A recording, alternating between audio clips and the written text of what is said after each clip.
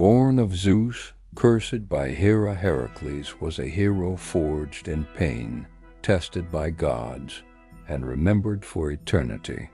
Welcome, myth lovers, to a tale of strength, sorrow, and the making of a legend. Today, we journey back to ancient Greece to uncover the story of its greatest champion. Heracles, or as the Romans called him, Hercules. His story begins with a divine affair. Heracles was the son of Zeus, king of the gods, and a mortal woman named Alcmene. This lineage granted him incredible power, but it also painted a target on his back from the moment he drew his first breath. Zeus' wife, the goddess Hera, was consumed by a jealousy that would shadow Heracles for his entire life.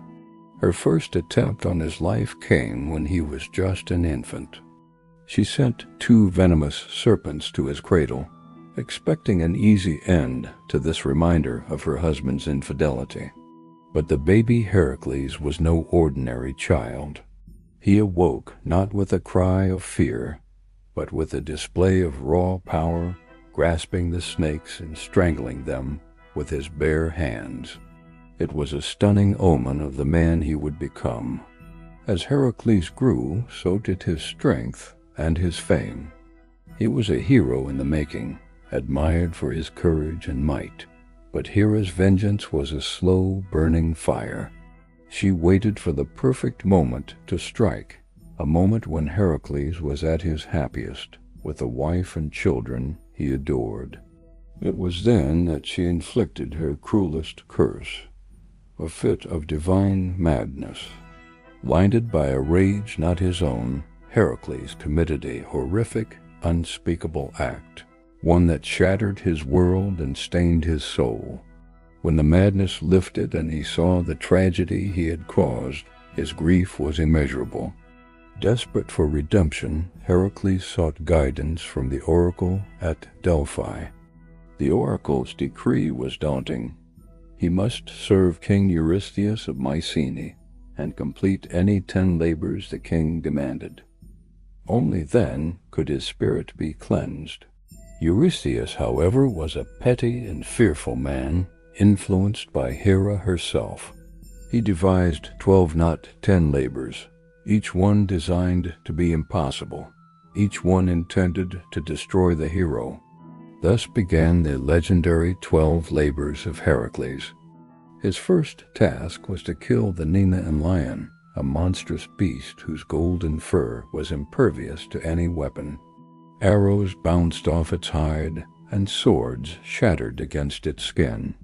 Realizing blades were useless, Heracles cornered the lion in its lair, blocked one of the entrances, and wrestled the beast with nothing but his superhuman strength.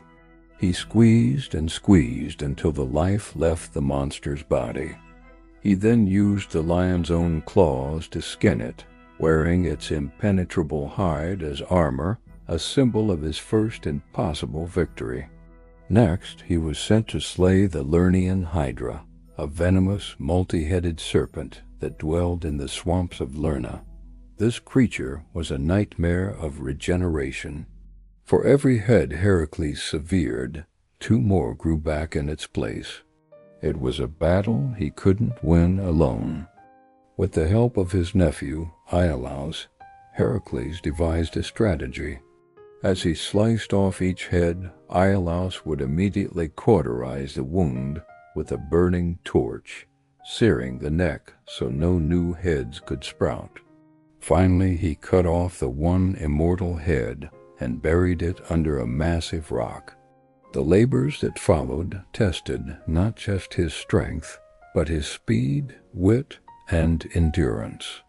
He was ordered to capture the Ceryneian hind, a golden-horned deer sacred to the goddess Artemis, a task that required him to chase it for a full year without harming it. Then came the Erymanthian boar, a fearsome beast he had to trap alive in deep snow. Perhaps one of his most ingenious feats was cleaning the Augean stables. King Augeas had thousands of cattle, and his stables hadn't been cleaned in 30 years. It was a disgusting Herculean task. Instead of shoveling, Heracles rerouted 2 entire rivers, the Alpheus and the Peneus, to flow through the stables, washing them clean in a single day. But the challenges grew darker. He defeated the Stymphalian birds, man-eating fowl with bronze beaks and metallic feathers they could launch like arrows.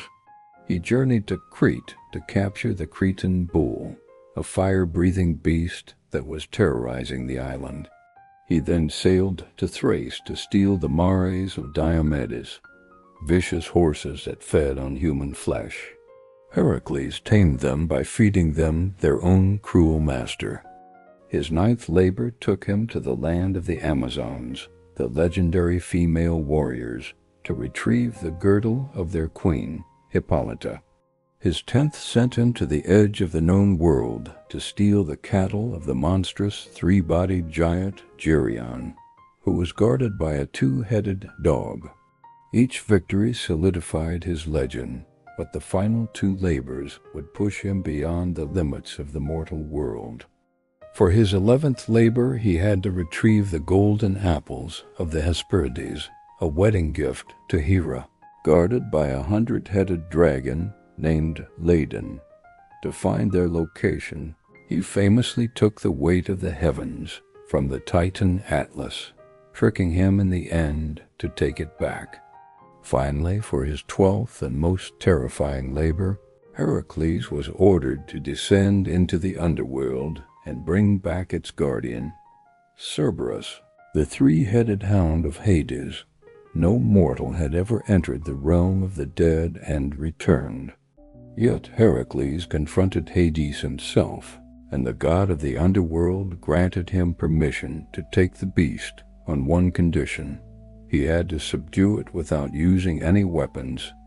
Heracles wrestled the monstrous dog into submission and dragged it, snarling and struggling, into the world of the living, presenting it to a terrified King Eurystheus.